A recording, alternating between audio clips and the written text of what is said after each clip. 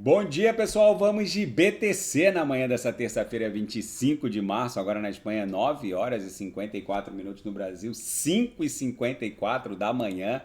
Gente, aqui no gráfico de Renko, a BTC só vai descansar entre 90 e 91 mil dólares. No gráfico de 15 minutos, a gente chegou a fazer a máxima ontem em 88, chegou a bater 88,765. É que a gente acabou se aproximando perigosamente desse último topo aqui, e aí um monte de ordem de venda acabou impondo esse recuo, mas a gente segue dando vigência a essa canaleta virtual de alta. A BTC vai invariavelmente buscar algo entre 90 e 91, exatamente como no Renko. No diário a gente segue namorando essa LTB que está linkando todos esses topos descendentes, emprestando vigência à aresta superior dessa cunha. Isso aqui fatalmente vai devolver o preço para dentro dessa macroacumulação. Gente, na minha leitura, a BTC tem mais probabilidade de visitar algo entre 108, 109, 110 mil dólares. Ela tem mais probabilidade da BTC visitar algo acima de 108 mil dólares do que voltar a revisitar algo ali na faixa dos 70 e alguma coisa.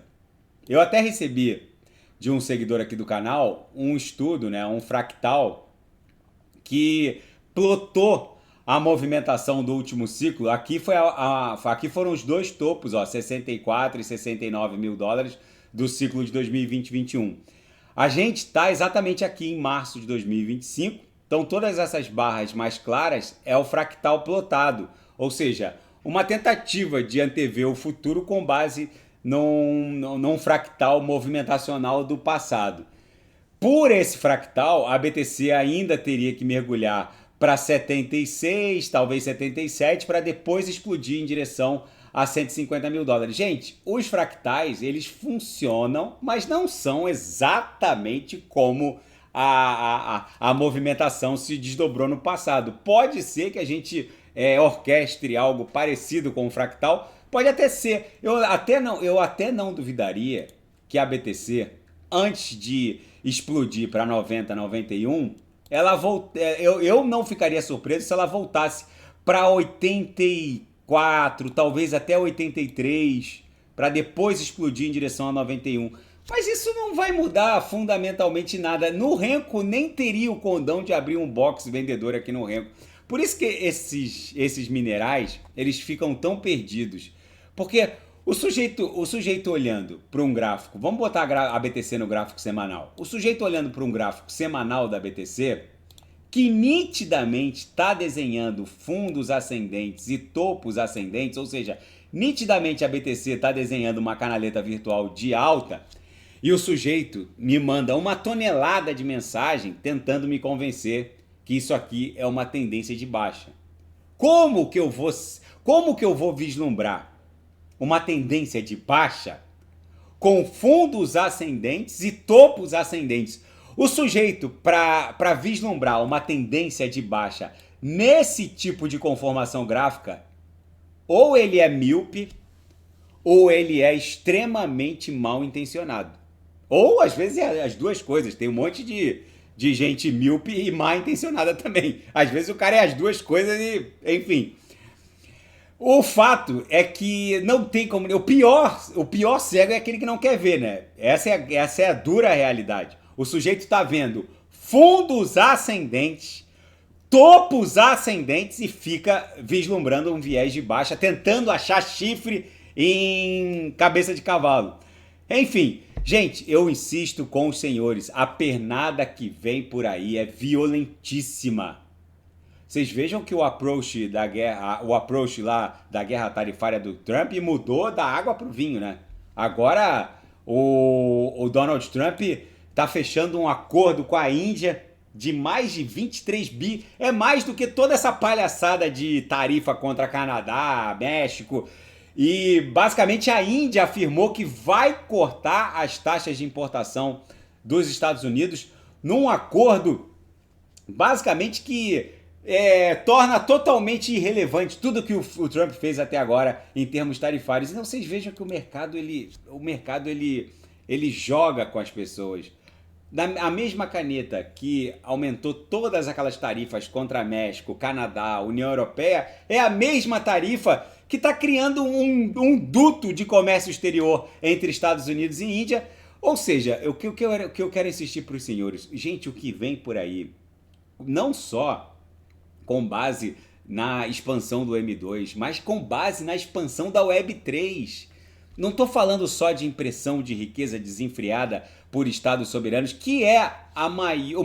Não existe outro gatilho mais impactante para a expansão do market cap da BTC e do mundo cripto que a impressão de riqueza desenfreada pela maior jurisdição e economia do mundo, que acaba arrastando o mundo todo para o mesmo viés de impressão de expansão do Money Measure.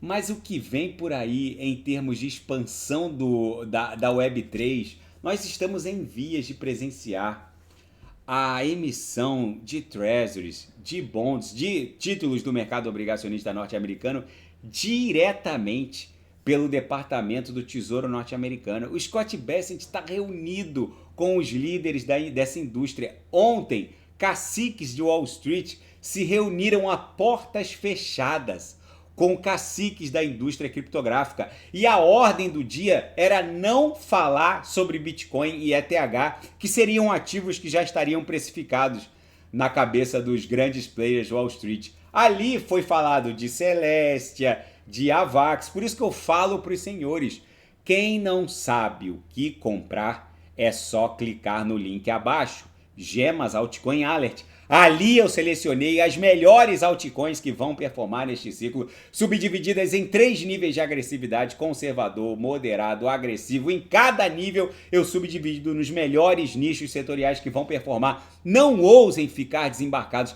Vocês vejam que uma Avax já está subindo mais 2,19%, já está indo para 22%.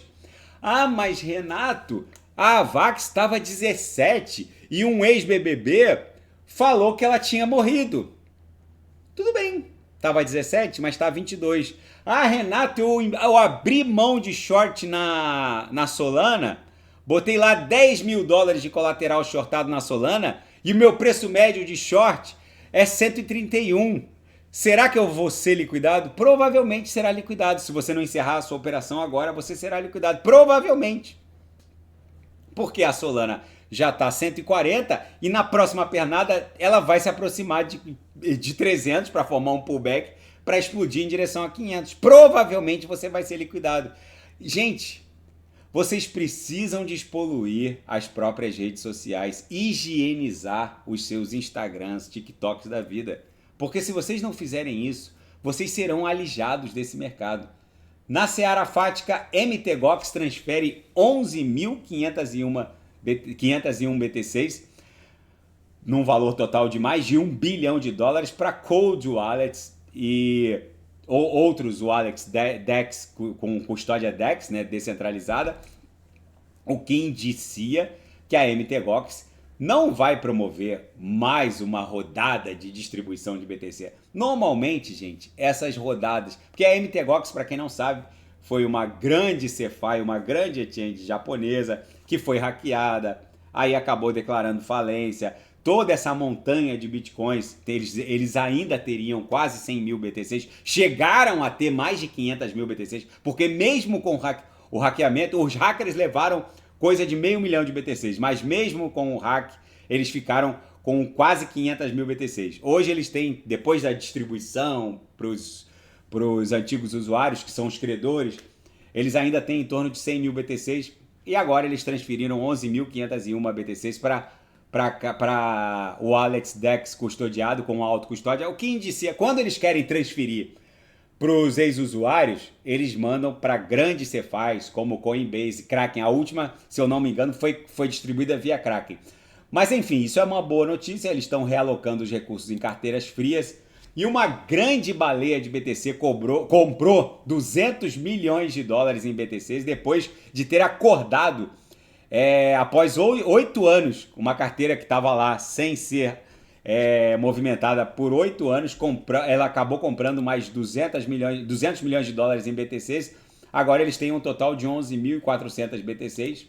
E a tecnocracia de Trump provavelmente vai alavancar as stablecoins e outras altcoins como XRP para patamares inimagináveis. Não é segredo para ninguém que o Trump ele é pessoalmente contra uma CBDC, que seria o dólar digital. Aí não seria uma stablecoin. Eu vou explicar aqui para os senhores a diferença entre um dólar digital, que seria muito próximo do Drex brasileiro, que vai ser o BRL rodando no Drex, que vai ser a blockchain do Banco Central do Brasil, né? Eu vou explicar a diferença entre um dólar digital, que seria tipo um Drex brasileiro, e uma stablecoin. Gente, uma stablecoin é o embrulho do dólar em ecossistemas da Web3. Então, a USDT, o dólar Tether, a USDC, o dólar Circle, elas são stablecoins, são altcoins pareadas a 1 para 1 contra o dólar norte-americano. Então, é o mero embrulho de uma divisa fiat soberana. Mas não cria isso não tem o condão de criar um dólar digital que pode ser impresso e controlado pela blockchain, por uma blockchain de um banco central, como vai ser o caso do Drex brasileiro. Vai ser BRL digital, rodando no Drex, na blockchain do Banco Central do Brasil. Por que que o Donald Trump é terminantemente contra? Porque isso acaba solapando e afetando a privacidade das pessoas, porque o Banco Central do Brasil vai saber que você gastou R$500 naquele motel, R$5 naquele cafezinho, R$10 naquele barzinho, basicamente. E outra, né? Como é um dinheiro programável, se você quiser fazer a lajezinha, a segunda laje lá na sua comunidade, você vai ter que comprar cimento, mas juntando o hash da licença de construção. Ou seja, isso acaba com a privacidade das pessoas. Só que é o novo normal. Não se enganem com esse mimimi do Trump de que ele é contra as CBDCs. Em muito pouco tempo, os americanos vão criar também CBDCs. Não agora. Antes eles vão criar sua reserva, vão alimentar uma grande reserva estratégica de Bitcoin. Num segundo momento, os americanos com certeza vão criar a sua CBDC. Por enquanto, eles são terminantemente contra, até porque os Estados Unidos têm outros interesses, porque 99% das banknotes, né, dos dólares, das notas tangíveis, né, dos dólares tangíveis, estão fora dos Estados Unidos. Porque o americano hoje, para quem viaja para os Estados Unidos, vocês sabem, qualquer coisa você paga aproximando lá o Apple das maquininhas. Ninguém é muito raro você ver algum americano sacando banknotes só para dar de gorjeta mesmo. E gorjeta hoje, os tips você paga também com a aproximação do Apple, do iPhone. Agora, o que a administração Trump vai fazer pelas CBDCs, por uma USDT, por uma USDC, tá totalmente fora de controle. Não dá para saber, porque basicamente as emissoras de stablecoins viraram as ávidas compradoras de títulos de curto prazo. Por que uma Tether compra título de curto prazo?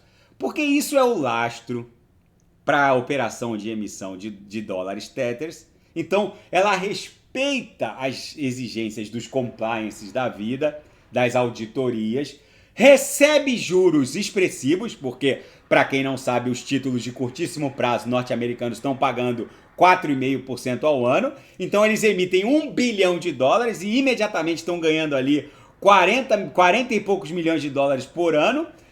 Eles atendem às demandas da própria operação, porque se vier alguém para resgatar uma quantia muito grande, como os títulos se vencem de poucos meses em poucos meses, são títulos de curto prazo, ou seja, o maior vencimento ali é coisa de 6 meses, ou seja, os americanos, as emissoras de stablecoins caíram nas graças dos americanos, porque atendem a demanda de liquidez e, ao mesmo tempo, atendem a esse objetivo, né, de inundar o sistema de liquidez. Por isso que eu falo para os senhores, quem não sabe o que comprar, é só clicar no link abaixo, Gemas Altcoin Alert. Gente, vocês não subestimem o que vem por aí. Na seara geopolítica e finanças internacionais, Índia prevê um corte tarifário de até 23 bilhões de dólares em importações. Por que isso, gente? O Trump avisou que a partir do dia 2 de abril ele vai mudar, ele vai dar um reset em toda a política tarifária, ele está mudando o approach, está criando um acordo de livre comércio agora com a Índia, disse que vai focar em bens e serviços específicos, não vai ficar focando genericamente em países, vai usar essas tarifas como meio punitivo de quem importar petróleo da Venezuela, por exemplo, enfim. Está havendo uma mudança sísmica na política tarifária do Trump. Por isso que o mercado ontem subiu e subiu bem. E a Google ainda está procurando uma resposta para o fenômeno ChatGPT. Para quem não sabe, a OpenAI ela escreveu os primeiros códigos do ChatGPT usando o próprio código de programação do buscador Google. As primeiras linhas do código do ChatGPT, isso não é segredo nem para os devs da Alphabet Google, nem para e não era um segredo industrial da OpenAI. Os primeiros códigos de um chatbot de AI foram feitos pela OpenAI usando ali a estrutura do Google.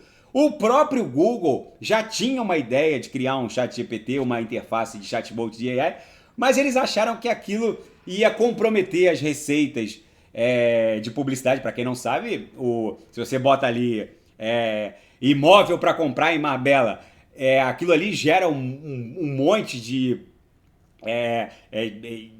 insights para venda de links, para custos por 1000 cliques, enfim, aquilo é basicamente 90% da receita da Alphabet Google, justamente porque criar um chatbot que fosse sensível a essa operação, que é uma mega receita para a Alphabet Google, ficou ali meio no limbo. Aí o que aconteceu? Surgiu o ChatGPT e agora a Google quer correr atrás do prejuízo, lançando o Gemini, que é um outro chatbot que está muito longe de alcançar o número de usuários do ChatGPT.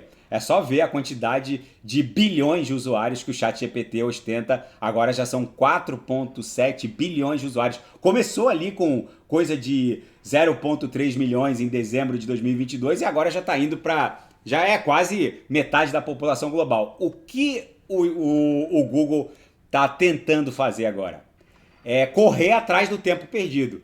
Como eles ficaram muito tímidos no começo, eles já tinham inclusive um código de chatbot de AI, não tão sofisticado como o ChatGPT, mas eles acharam que ia interferir no principal negócio deles, que é o buscador, que gera 90% das receitas.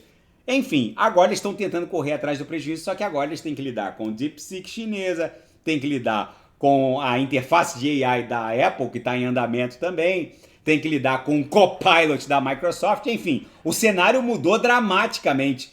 E a Rússia iniciou exercícios envolvendo mísseis balísticos intercontinentais capazes de levar ogivas nucleares.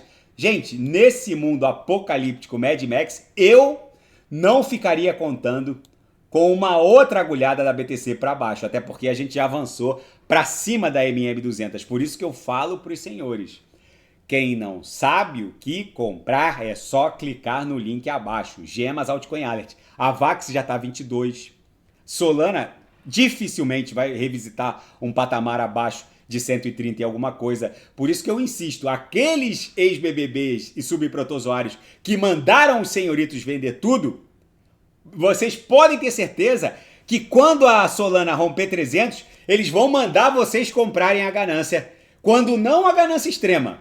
Então eu sempre reportei aqui no canal, nunca é um bom negócio vender o medo ou o medo extremo e voltar na ganância extrema. Vocês precisam voltar agora, que o índice do medo e da ganância ainda está na neutralidade. Porque quando voltar para a ganância, vocês podem ter certeza que os ex-BBBs vão mandar vocês comprarem a ganância e a ganância extrema. Daqui a pouco eu volto, vou fazer a VAX, que já está 22, mais especificamente 22,03, Solana, Kusama, TRX, que está patinando, mas já deve explodir já já. E quem quiser sugerir é só colocar nas mensagens abaixo. Grande abraço, até daqui a pouco.